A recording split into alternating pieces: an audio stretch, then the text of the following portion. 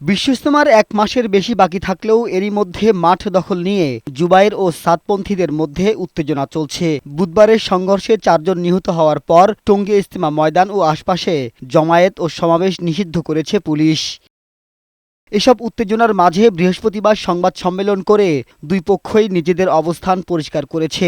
রাজধানীর বাড্ডার একটি হোটেলে সংবাদ সম্মেলনে জুবায়েরপন্থীরা বলেন, নির্ধারিত সময়ে বিশ্ব ইজতেমা পালন করা হবে। এ সময় সাদপন্থীদের প্রতিহতের ঘোষণা দেয়া হয়।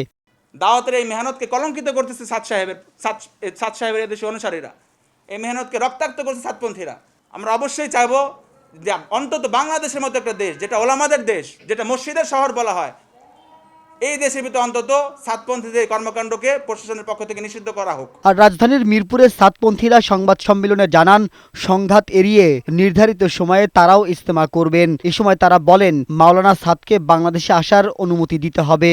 এক পক্ষ তাদের সর্বোচ্চ মুরব্বীদেরকে নিয়ে তাদের ইজতেমা করবে, আরেক পক্ষ বৈষম্যর শিকার হবে। এটা বাংলাদেশের জনগণ কিভাবে মানবে, প্রশাসন কিভাবে মানবে, আর আমরা কিভাবে মানব? এটা তো একটা আবেগের জায়গা।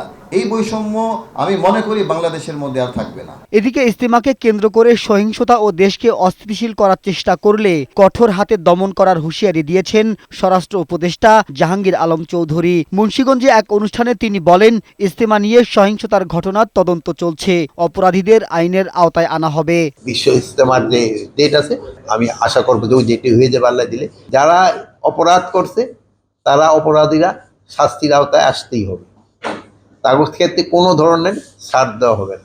সরকারি ঘোষণা অনুযায়ী জানুয়ারিতে প্রথম পর্বে জুবায়ের ও দ্বিতীয় পর্বে সাদপন্থীরা ইজতেমায় অংশ নেবেন। মাহবুব আজমি, বৈশাখী সংবাদ, ঢাকা।